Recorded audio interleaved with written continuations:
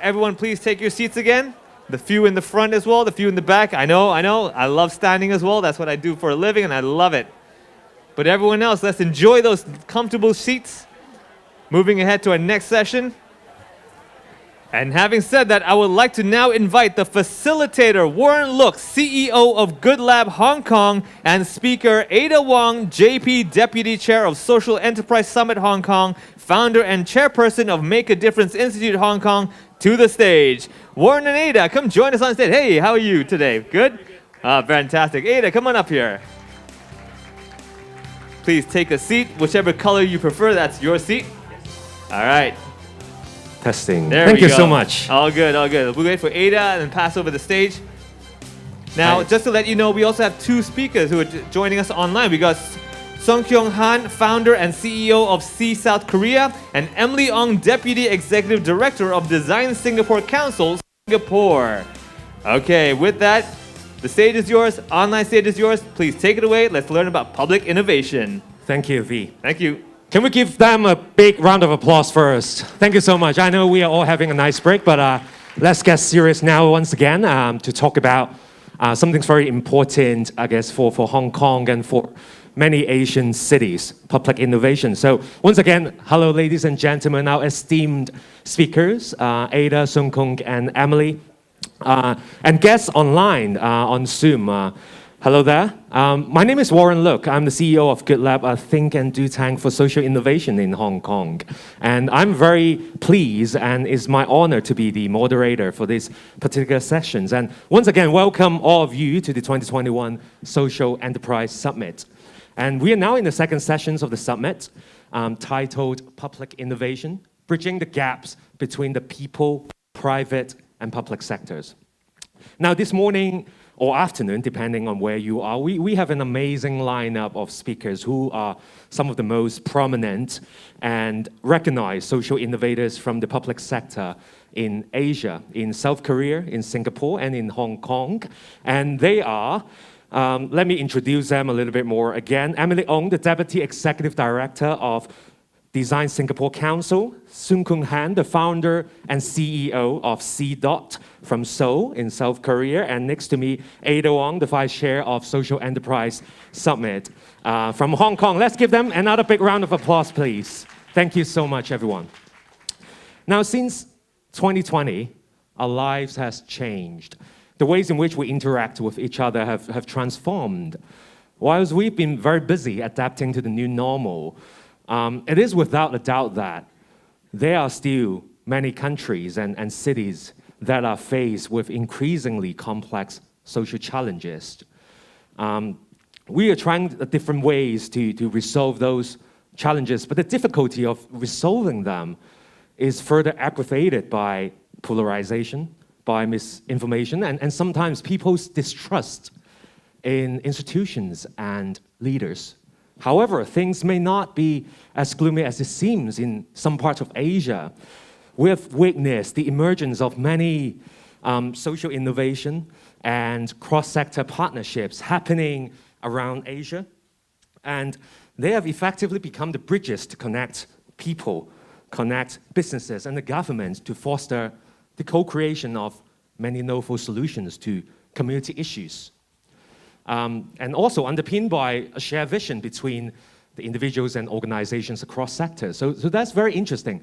In this panel that we're going to look at how public sector change makers, including our speakers today, how are they turning the societal challenges that they face in their respective countries and cities, turning them around, and try to have a bigger role for the people, as well as businesses and the government to solve those very complicated challenges. How might we redefine the relationships between the people, between private and public sectors in the post-COVID era? And what are the key takeaways and challenges that we have seen so far in public innovation? So without further ado, I'd like to invite our speakers to give us and to share with us in 10 minutes each about the public innovation landscape in their respective countries or cities, and obviously their hands-on experiences in driving cross-sector innovation partnerships. So Emily, I'd like to perhaps invite you to make a start to tell us more about Singapore. What's happening there with respect to public innovation in Singapore? Over to you, Emily.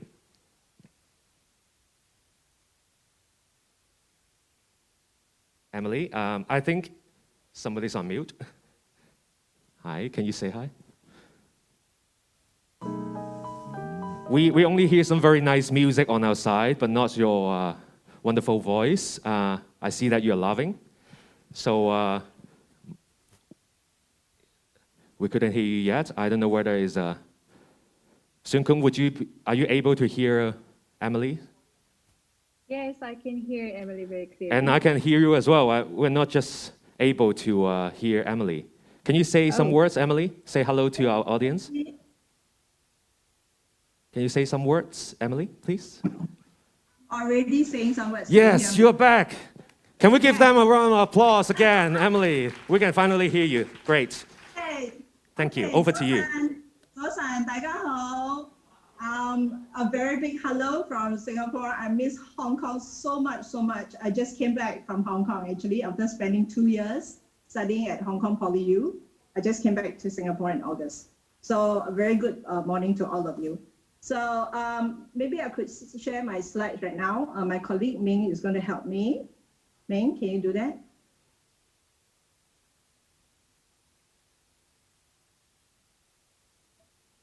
Okay. All right. Can you all see my slides? Yes, we can. And it would be nice if you can turn the full screen on so we can see clearer. Yeah, but the thing is, I cannot find the full screen, unfortunately. No problem at all. You can still go ahead. It's okay. Thank you. All right.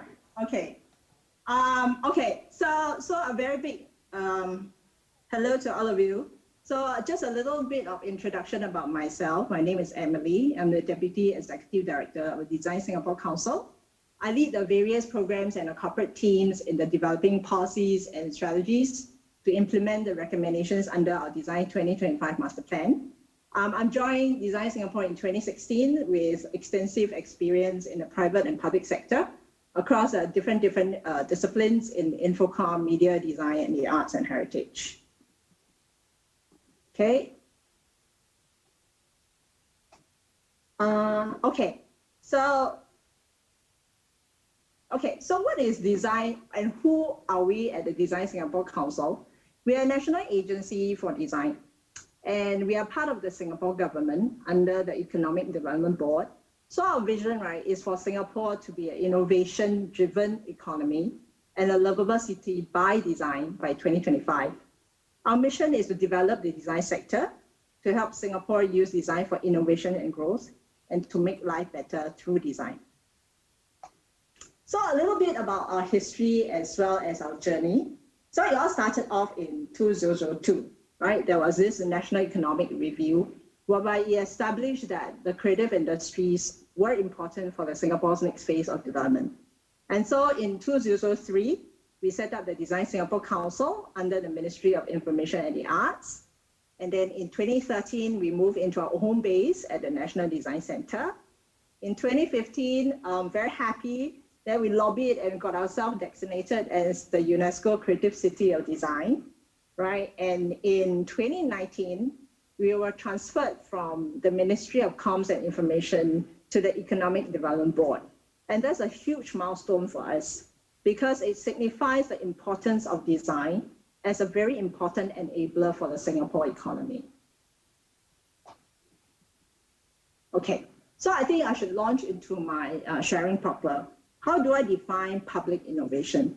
At least in my mind, public innovation is a core mission of the government. And this is where we involve inventing as well as creating solutions for challenges faced by society that cannot be solved, right, without some form of government intervention. And of course, to me, the capacity of governments to guide the society through an ongoing process of change depends on this critical role. So what is public innovation in Singapore? For us, public innovation has played a very key role in our nation building journey so far, right, in overcoming challenges as well as to make Singapore a better home for all Singaporeans. So as we all know, over the last 2 years, just like tremendous changes because of the pandemic. So it was really, really, for us here in Singapore, the Singapore Public Service have to step up to support and bring Singaporeans as a nation through this very challenging period. And then what we have to do, or we aim to do, is develop robust as well as sustainable outcomes through partnerships, with the public, the private, the people sector, where we share ideas, we tackle national problems together, and we deliver services to the economy, to the community. So for us in Singapore, actually we're not new to all these massive, and disruptive changes. This is actually, the COVID-19 is just but the latest manifestation. So when Singapore attained our self-governance, right, in 1959, and then we gained independence in 1965, the whole public service always have to constantly look at how we can localize and reorient ourselves towards nation building. So what we have been doing in the process, right, has been really, really constantly building on and improving what has been done in the past, right, with each phase of the transformation, and with a core pursuit for sustainable growth as well as cohesive social development. So as I said, in the last 2 years, right, it has been actually, like everywhere else, it's been really challenging for Singapore. And really a lot of times very painful for us as well. However, in the process, we have learned a lot of things. So for now, I could share some of these very hard-earned, lessons that we have learned as a public service. So for actually, how do we basically tie us through to some of this very challenging period of transformation? I thought that this is really 5 key lessons that we learned. Is firstly, how do we facilitate partnership and collaboration? And I think that is prerequisite in transformation. Then secondly is how do we facilitate or promote meaningful social innovation? And all this comes from effective partnership and collaboration. Thirdly, leadership is key. It is required to have a clear vision of success. And fourthly, right, we need to develop an open and inclusive mindset to drive transformation. And last but not least, very importantly, at least to me, is to sustain innovation. Empathy is needed to understand the needs and staying relevant.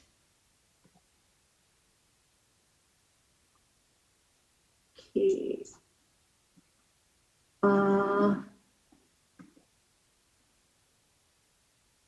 I'm trying to click. Okay, so now I shall shift our lens, right, towards the role of design in public innovation.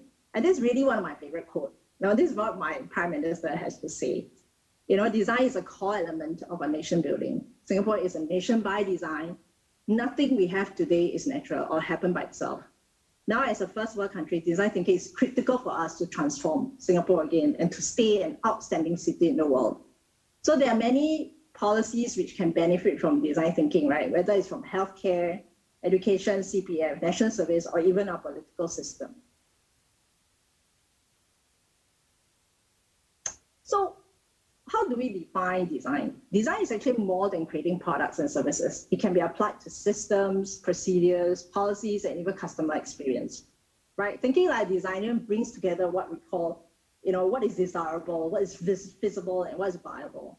And even, for design, it allows non-designers to create, or use creative tools to address challenges. And when we talk about innovation, it is really the intersection of design, business, and technology. And as I look at it, this very framework was something that I saw as really, it is actually very enlightening because it tells us that innovation creates meaningful value for ourselves and those around us. And that applies to different levels of value, right? That will basically impact users, the organizations, ecosystems, and society. And the perspective of values, right, can cut across, economy, psychology, sociology, and even ecology. So, and now, right, this is really one of my favorite examples, and I think Ada and Warren knows it, right? So I'm going to put a spotlight on what I call the School of X. And this is a public innovation platform that basically was initiated by the DesignSingapore Council. What it does, right, is that it aims to build human-centered design capabilities whilst helping organizations come together with citizens to uncover and tackle shared challenges. So essentially what is School of X, or endearing you call it SOX. It's essentially what we do is that there's a whole series, it is like a design gym across the entire nation, right? So it basically goes through all the citizens and different stakeholders coming together, right, to go through a series of workshops and coaching sessions. So what it does, right, it is essentially an open learning platform throughout the nation. And it offers opportunities for people from all walks of life, really all walks of life. It can be even from public service officers, from really the man on the street, or even, schools, or even community practitioners, or even professionals, coming together to address real world challenges. And then in the process, right, it helps to develop capabilities via the experiential learning using human-centered design thinking approach. So I'm going to share two, firstly, I'll have to basically also articulate the outcomes of SOX. So what it does, right, essentially there are three things. It does three outcomes. Firstly, is allow for pragmatic solution to be tested quickly, all right, because it allows the kind of ground-up identification of issues. Then secondly, it equip participants with design thinking skills, right, on basically being empathetic. How do you reframe challenges? How do you prototype and test? And lastly is how do you build mindsets for resilience and innovation? And then that's very important because it builds creative confidence and creative thinking. So next, I'm going to share two projects that SOX have been working on. This project is really interesting. It's called Dads for Life. It's essentially a movement by the Center of Fathering. So in Singapore, there's really a Center of Fathering. And then basically we get all the men together, and come together for this movement. So it's essentially what during the last year when we had this circuit breaker, Singapore, we call it circuit breaker, it's actually a lockdown. Okay, it's called a partial lockdown. So the Center for Fathering was challenged during that period to maintain financial resilience and reach the families most needy for support. So what they did was they worked together with School of X, right, to bring together different participants, right, all the way from board members, staff and volunteers, service officers and corporate employees to look at two problem statements. It's like how might we engage our heart to reach citizens who might benefit the most from our support, but we're currently not accessing our services, and how might we create more sustaining service delivery models. So they came up with very interesting prototypes. They actually came up with playbooks, and there is this even called a Brave Men's Club, where all the fathers have to support one another. And of course, there are also, some of the concepts for experiential parent-child activities. Then the second project that SOX worked together with some of the partners is called what you call the Design for Impact. This is essentially a health, social care and design initiative that brings together like-minded individuals, right, to co-create community-owned solutions. So what it does is it empower the people, the participants with skills and networks to create solutions for Singapore, fellow Singaporeans. And the idea is that at the end of it, we harness the collective strength of the community. So this is actually a collaboration between the Ministry of Health, MOH Healthcare Transformation Office, the National Council of Social Service, DesignSingapore, the National University of Singapore, and the Institute of System Science. To give you an example, they piloted one of this called the Block Box. So it was actually piloted at one of the district in Singapore in Yihua, right, where they want to recreate all this social media experience for seniors, right? So it comprised of two-pronged solution. One was this block board. In Singapore, you're familiar with Singapore, we have all these like what we call HDB flats. All these flats are public housing, right, where they have void decks, down there with empty space and people can gather. So the idea is they want to convert this void deck, right, into community space with health progress boards and personalized display boards. And they also came up with this idea of a kit box, right, a senior-friendly monthly health subscription box with emergency contacts, simple exercise equipment, health snacks, and all that, basically for the seniors. So I thought these are really very powerful examples of where the government, the community, even the private sector coming together to address real world issues. And this is my last slide. Actually, I love this slide. So I'm going to just wrap up by with this, what we call the Singapore Together movement. It's actually launched by my Deputy Prime Minister, Mr Heng Swee Keat. So the movement aims to open up many more partnership opportunities for Singaporeans to participate in and to provide support, right, for innovative citizen-led initiative. So at the heart of this movement, right, is the vision for Singaporeans to partner with the government and with one another, right, to own, to shape, and to act on our shared future together. So whatever our backgrounds or interests, we can contribute in areas that we care about. So what we do is that we harness each other's talent, right? We turn diversity into strength, and we overcome challenges. And the idea is we want to be a strong nation, right, for that present and future Singaporeans, future generation Singaporeans that can be proud of. Yeah, so I'm going to end here. Thank you so much for your time. Thank you. Thank you so much, Emily. I was particularly intrigued by your final slides with all the happy faces. And in particular, there was an initiative that you talked about Singaporeans helping Singaporeans. So it implies the fact that, or the notion that there's possibility around, a bottom-up approach for our community and society. So moving on to the next speaker, I would want to see whether South Korea has something similar or different. So Sunkyung, over to you. Would you like to share with us your experiences and observations in South Korea around public innovation as well, please? Yeah. Hello, everyone. And it's very nice to meet you and also very honored to join this session and also summit. And I can feel the vibe from the stage. So here it's very quiet, but I feel like I already was there. I wish we were there. And today I'm going to share that some co-creative approach in South Korea. So I hope that it helps you understand the public innovation in Korea. Now I'm sharing my slides. Can you see this? Yes, we can. Okay, so so I will talk about the creative problem-solving platforms in South Korea. I will talk mainly about the local problem-solving platform, but if I have some time, I will share also living lab approach as well. So before we starting, I will just share quickly about my organization and myself. I'm founder and also CEO of the CDOT. The CDOT is a kind of social innovation catalyzing organization. We identify ourselves, so we facilitate the development and the spread of social innovation. We do it by making a connection across the borders. We actually create many platforms for exchanging the knowledge and also experience of the change makers from the different countries and sectors and fields. So today I'm going to share what we learned from the platform we organized many times.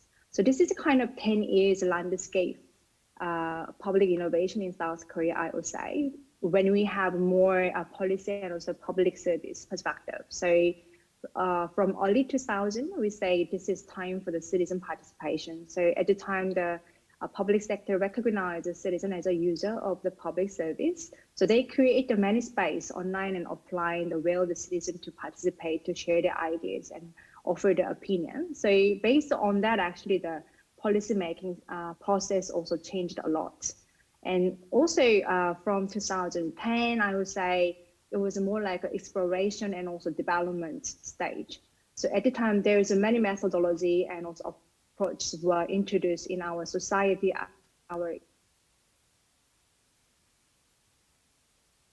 also in the world, I think the importance of the facilitation and collaboration is very important, and also governance is important. And at the time, the people talk about co-creation production, the role is recognized from to making a solution for the future. And also the third phase is that since Hi, Sunkyung. Can you hear us? You're breaking up a little bit and completely now. Hi, Sunkyung. Can you hear us, please? It's not a good day for technology today. Sunkyung, you have frozen for about a minute or so. Can you hear us now, please? Sorry, I don't know what happened. No worries. So The connection is a little bit unstable. I don't know whether is which side is it. But would you mind going back to your presentation? Maybe rewind about 2 minutes, with 1 or 2 slides, and talk us through again, please. Sure. Thank you. Sure. Can you see my slide? Yes, we can. Okay. So the last page, I would say this is more like a central government start testing and trying the collaborative approach, especially for the local innovation in Korea. So they promote a lot across the ministries and also cross the sector approach. So today I will share one of the example, like a local problem solving platform.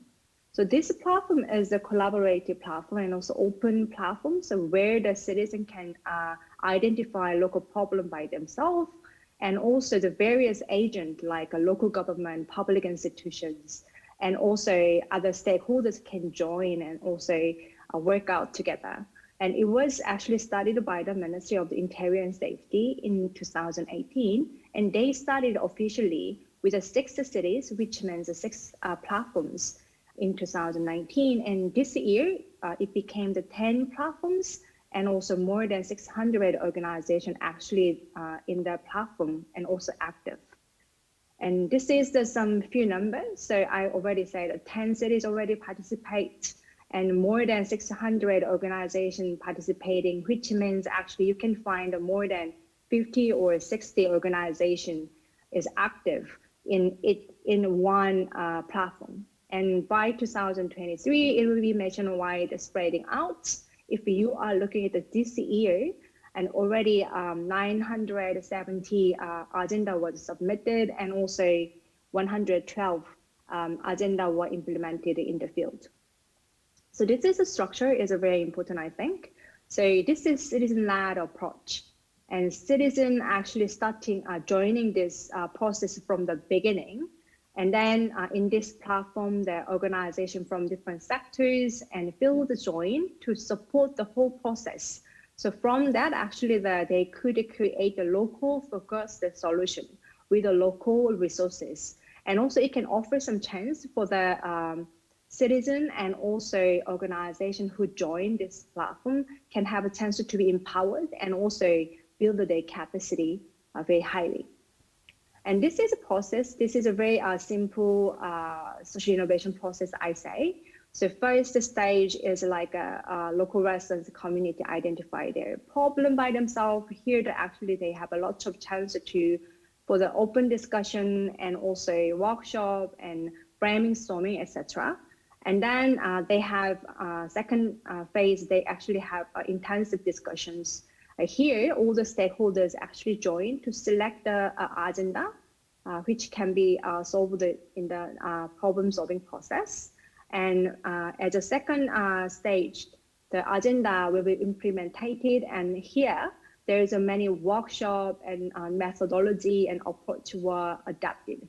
So the organization for the fourth stage, they offer the technical and financial support, and also they can work together between the different organizations. And after evaluations, actually they could keep the relationship, so they could actually keep their projects even after this process finished.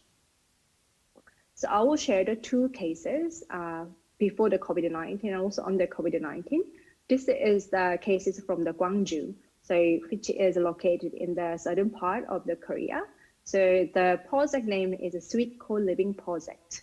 So the project team actually are looking at the long-term vacancy in the permanent rental apartments. In Korea, the permanent rental apartment was managed by the local public institutions. And they actually are using some vacant houses here for the young people. So young people can live there and also using their space for community activities. So it became the more community. Hello. Hi. Sorry, my apologies to interrupt. Your slides. It's now moving already. It was frozen, but sorry for my interruption. So please continue. It's lovely to hear about the Sweet Co-Living project. Please continue. Thank you. Okay, I will do. So it became the community revitalization model. So it actually helped the quality of life of residents. So they actually solved the long-term vacancy and also housing shortage and also slumming at the same time.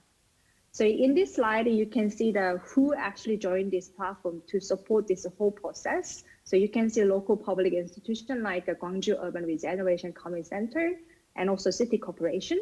And also there is a nation public institution like Land and Housing Corporation and Housing Management. And also there is some kind of facilitating organization like Gwangju Center is supporting youth in Gwangju.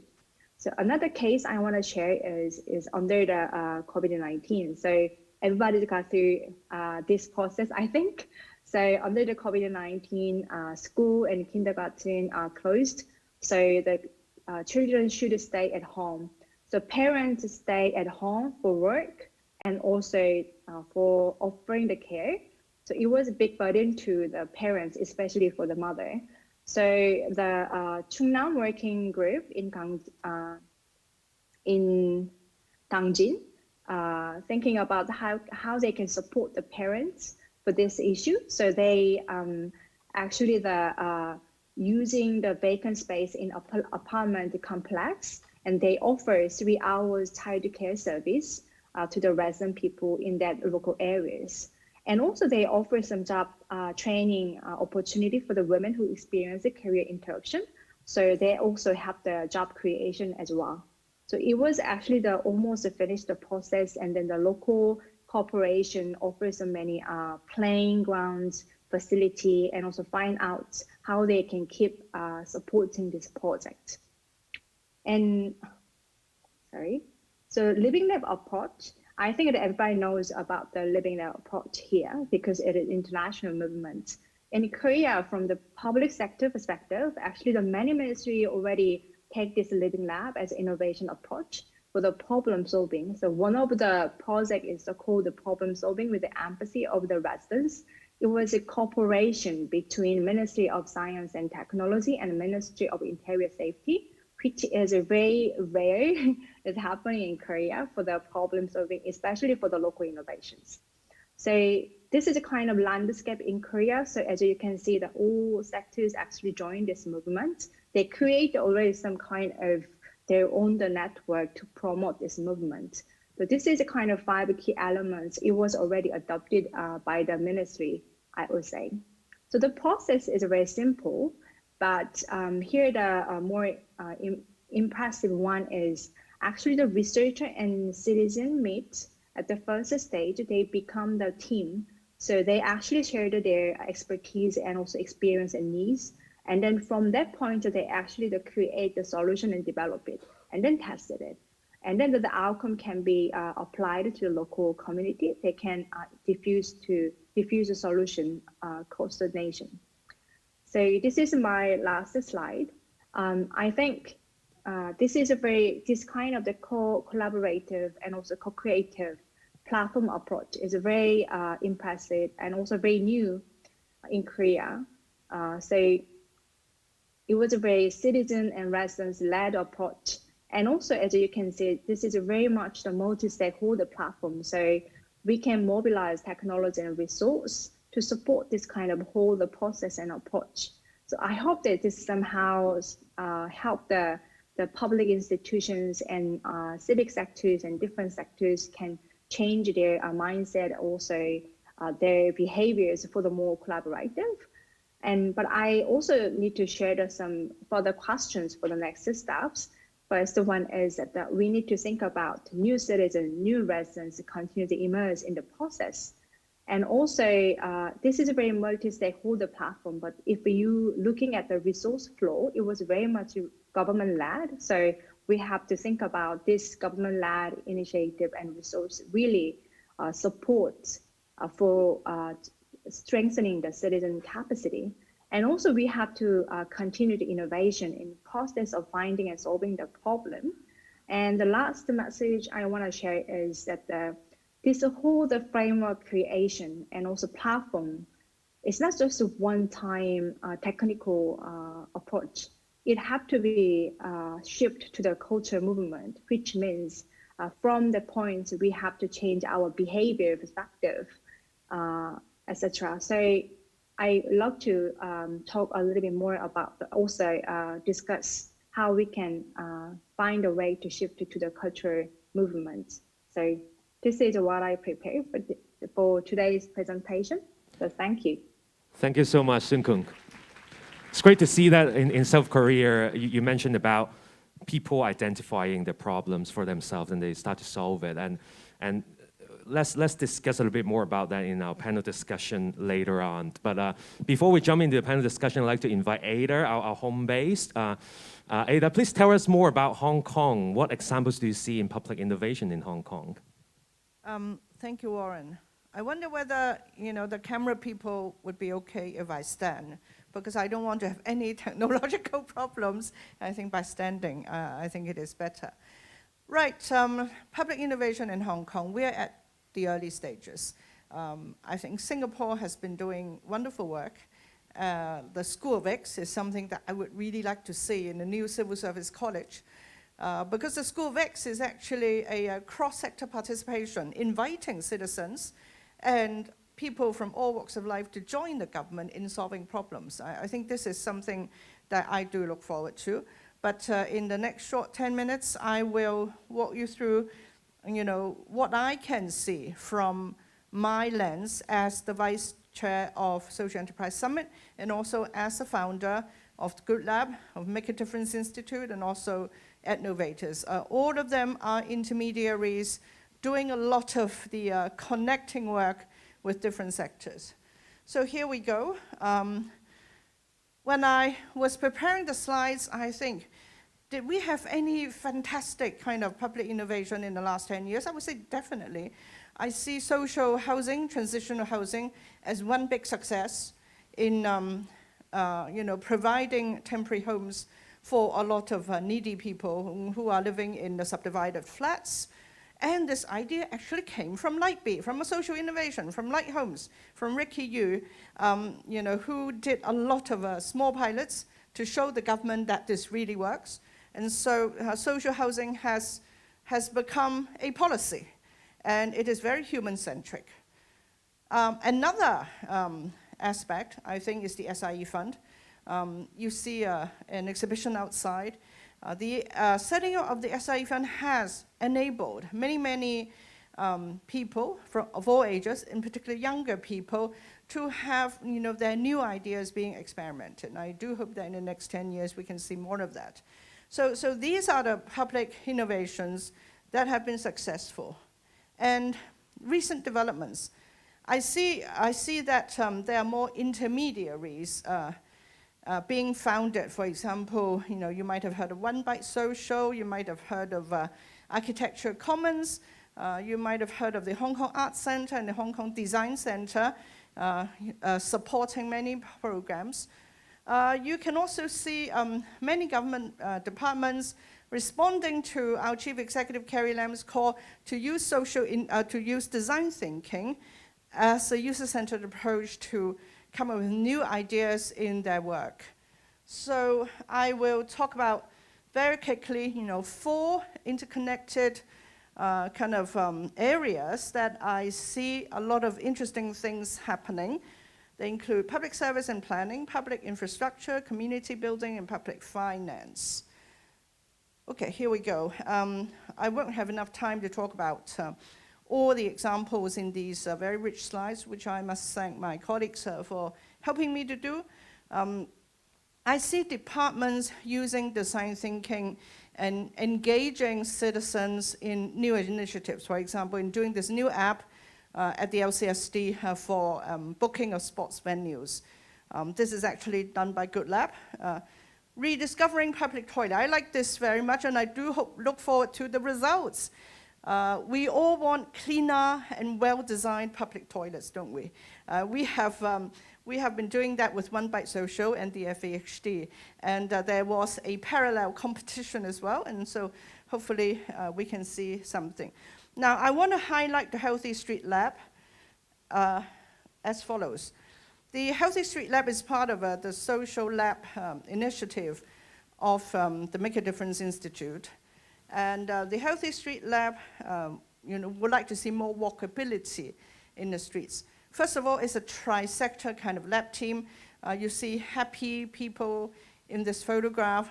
They are from transport department, and they are from all walks of life. So very interesting group, which went about the community doing lots of prototypes and testing with the support of the transport department and coming up with different ideas. So for example, this LED strip enables those people who would just like to use their mobile phones while waiting for the green light. And also, these cartoon road signs that you see. Interestingly, one of our lab team members went to Shanghai right after this prototype. That small picture is from the Bund in Shanghai, and they're actually doing it. So this is nothing new, but our transport department is still contemplating whether to use these LED strips in their future road crossing designs, but they are trying to make a road sign using one of the cartoon designs of a primary 4 school kid. So another aspect is public space. We have seen a lot of new public space initiatives. They are more closer to community building exercises. They might be one-off, but the idea is to enable people to understand.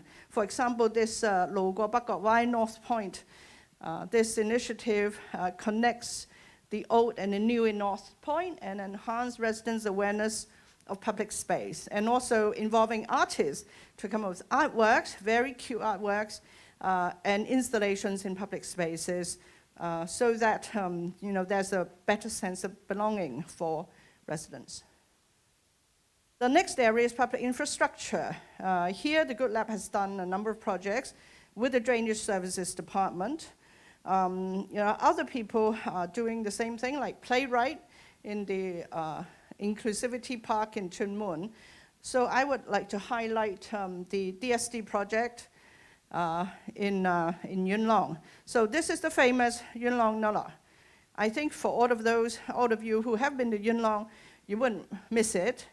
It's smelly, it's not a very pleasant sight, but it's an icon. Now, can we turn it into a more positive icon? Because DSD has the portfolio now and the responsibility to upgrade this Nullah. So Sunkyung, you are living in Seoul. We are thinking of turning this into Cheonggyecheon, the really interesting river project that has been uncovered in the middle of Seoul. So what we did, what Good Lab did, was to help the Yuen Long residents to reimagine the Nullah and to create a connected and sustainable community, and as well as promote climate actions. We have done 1 whole year of work, including site visits, interviews, street booths, place walking tours, and when it was COVID time and we couldn't go outside, we turned into Zoom, and we did the co-creation workshops via Zoom, and then more public showcases when we were allowed to do so. And the result is very promising. The DSD has taken on board some of the residents' ideas. It has also unleashed imagination and created more hope in the Yuen Long community, hoping that very soon they will see a beautiful Nullah, which they can actually go inside, because a portion of the Nullah will be turned into a leisure activity spot. We have another new collaboration with the EPD to talk about food waste and sewage sludge. But I mean, you hear sewage sludge, that is not very, very appetizing. So I mean, it is not easy to do these projects because you have to gain the interest of the public as well as the government department. Now, the last interconnected area is public finance. Usually, we have our financial secretary doing a lot of roadshows and a lot of public consultations before a budget. But there can also be participatory budgeting being experienced in all parts of the world. And interestingly, we have seen MWIO, a youth think tank founded by Lau Mingwei, and he did this. And he did the first participatory budgeting project with people living in Choi Fook Estate in Kwun Tong. It is a very small project because the housing department there, they have a budget for activities and for things to do for the residents. And so, you know, they look at the budget and they had a co-creation workshop and they came up with very interesting ideas. They don't want any sort of decorations that are wasteful, not regenerative, this is our theme, but they want to have a second-hand goods exchange market during weekends. So I think this is pretty close and aligned to, you know, what our thinking is. So I'm coming to the end of my slides, asking a few questions. How might we foster more public sector innovations in Hong Kong? I won't go through all the 6 suggestions, but I think they're self-explanatory. We need more capacity building, both within the civil service and also within the public. We need a champion in the government who can say, let's do more of these. They are not a waste of time, they are not a waste of resources, but we need to build the trust and more collaborative opportunities between the civil service and citizens.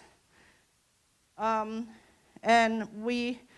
for me, I want to focus on a number of things. What can we do more together?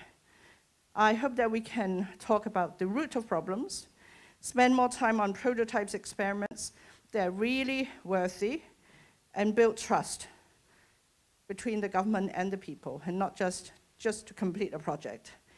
The last slide, if we look to and design the future together, there are lots of things that government should do and should lead. For example, the skills that our next generation needs will be very, very different from those we see now, and it will impact the future of education and also in an automatic AI age. So if we want to have a regenerative future, we need to look at what skills are needed, and this is really worthy of a big public innovation. Big data, understand the drivers of behaviors with data, and also identify the problems using analytics for better resource mapping. If some of us can work with the government to look at the data and to analyze the data, that would be a big change in policy making. And finally, since we're on the theme of regenerative futures in the Social Enterprise Summit, I think sustainable community building is an important concept, and it is a cross-bureau, cross-sector concept. So it's not just the Environment Bureau that is taking charge of sustainable communities, but everybody.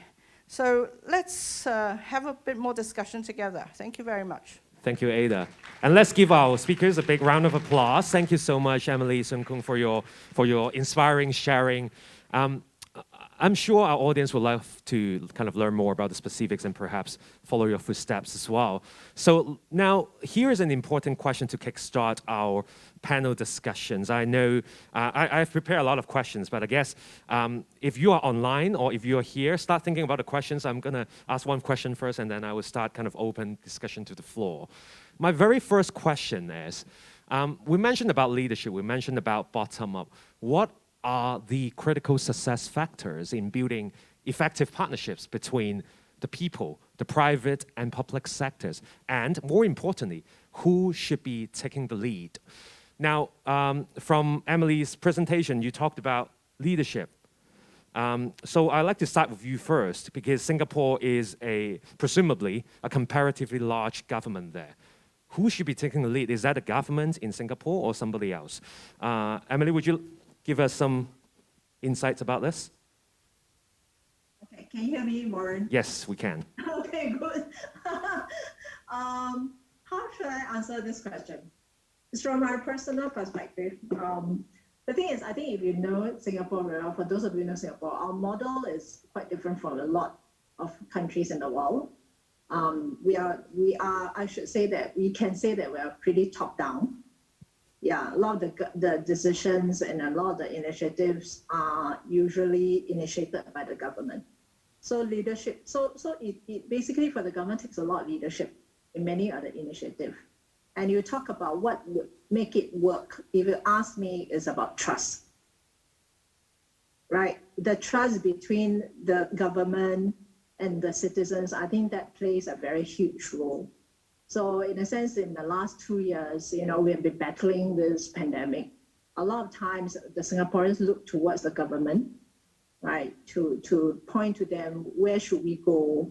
How do we do things? I mean, there are trade-offs. They're good and bad to this, but it all goes back to trust. I think that is a very key critical success factor for the different, for the government to work with the citizens and vice versa. Yeah. Sure.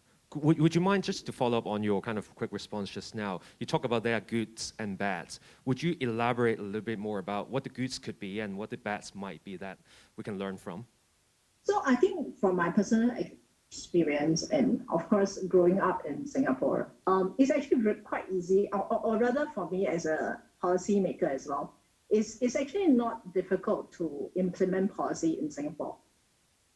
So the thing is, because when the government takes a leadership, when we scope something, of course it's within consultation with the citizens, right? The thing is, we take the lead in basically rolling out all these initiatives. So when we say go, we go, right? And I said the trust is very important, is because then we can all go in one direction as one nation, right? Of course, the trade-off that I said that it could also to people is that we could be a society that looks a bit more compliant, I should say, put it nicely. It's like, if we might not want to do something until the government tells us what to do. So that's why I say there's always this balance, right? Is how much influence and how much when a government wants to come in, basically to strongly drive the initiative. So much so that perhaps, in the future, even as we're thinking the future of Singaporeans, are they able to step up, to take the lead on their own without, let's say, the government coming in? I think these are things that we question also. Sure. Yeah. Thank you, Emily. So we heard about a lot of kind of top-down leadership in Singapore. Sunkyung and Ada, do you see any similarities or differences in Hong Kong and South Korea? Sunkyung, you want to go first? Yes, I will go first. If you are looking at it, in my slide, I already shared how much government is leading the whole process and also initiative. So definitely the government leadership is very important. But the more important is, I think, the core leadership. So not just only the government leading everything or offering the resources or creating platform with the experts, but in the process, we need a new champion from different sectors, like from civic sectors, from the business sectors, and they have to be work together and they have to be co-leading this whole process. So in that way, if the government change their policy or change the direction due to some political reason, and the core leadership can create that, can sustain the process afterwards, I think. So I'm definitely resonate to Emily's points, but in Korea, at this point, core leadership is more important, I think. For me, before 2019, I think it was rather collaborative, and because the government is responsive to suggestions and also to wishes of the civil society and also social enterprises and enabling more social innovations to happen. But I mean, let's admit that in the last 2 years, because of the social unrest and also COVID, we need to rebuild. So, but I'm confident that we can rebuild the trust and we can be more collaborative than before. And the various projects that I have mentioned are very good signs that the government wants to do more by listening to the people.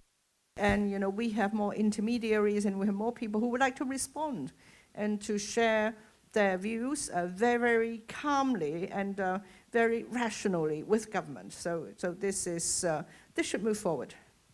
Thank you, Ada. Thank you, Sunkyung. It sounds to me that some degree of leadership from the government is necessary to give kind of the necessary conditions or framework for collaborations to happen. But then the appetite for innovations in local communities and public sector is also important for kind of local people to get involved. They need to have that sort of intention and capacity to do so. So it's like a two-way kind of reasoning and support for public innovation to go forward, regardless of where you are. Now, this is my first question. Like I said earlier, I got a couple of minutes left, so I'd like to open the discussion to the floor and also to those of you online. I've already seen some questions on Zoom chat box, so maybe SES Secretary, can you project some of the questions on the screen so I can take a look and see what questions we have. We've got two hands. At the back. Oh, yeah, right there. Can we pass the mic to the lady at the back?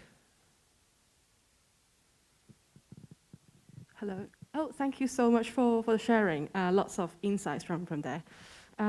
Just a question to the panelists as well. It's really good to see there are some cross-sector collaboration. And I wonder if you could share some examples of how you can get the private sector involved while balancing the potential risk of conflict of interest. Wendy, would you like to ask any particular speaker or just open for anyone to? Yeah, just open floor. Yeah, that's right. Sure. So, see, the problem of conflict of interest, I don't know whether it has these controversies in South Korea and Singapore. Does it happen in Singapore as well? Or South Korea? Sorry, can you repeat one more Sure. time the questions? Yeah, Warren, can let you me paraphrase. summarize the- So when it comes to public innovation, sometimes we want to get the private sectors involved, businesses, right? But how do we, or how might we avoid the conflict of interest when we get the businesses involved in public decisions? Because obviously their fundamental drives would be, financial returns perhaps. But nowadays, obviously, some of them are caring about the community as well. But would that be conflict of interest, and how do we avoid that? Maybe while they're thinking, I can just as quick example. I think when we were doing the Yuen Long NOLA project, the Good Lab also went to talk to the merchants and to the shop holders, the SMEs of Yuen Long. Now, they are the business sector. They are, the private sector. Do they have a conflict of interest? They would like to see a better NOLA design. They would like to see a more sustainable Yuen Long. I think it's the topic. The topic itself is in the public realm, and so everybody should participate in it, whether you are a store owner or whether you're a citizen or whether you're a civil servant. I know this is simplistic, but when we're talking about public policy, obviously we have to rise above our own self-interest to discuss the issue. Yeah, I agree with Ada. I think the conflict with interest, especially when it comes to private enterprise, will always be there. But I guess is that at the end of it, what is the objective that we're trying to get out of it? So I think in every project that we go in together, even with the private sector or people sector, we are very clear what we're trying to achieve at the end. As I think I was sharing that value framework, right, with something that resonated with me, right? Basically, value can be created by individuals, right?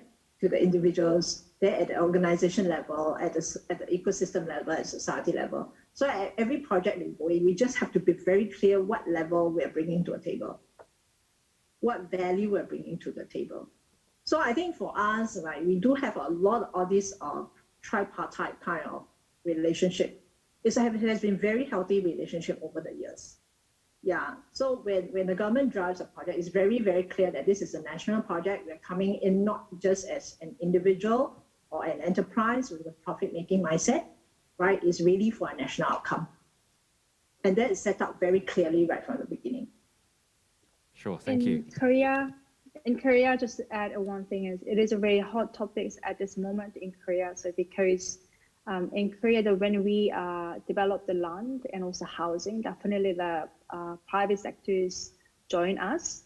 But at the end, somehow that the profit is really rising.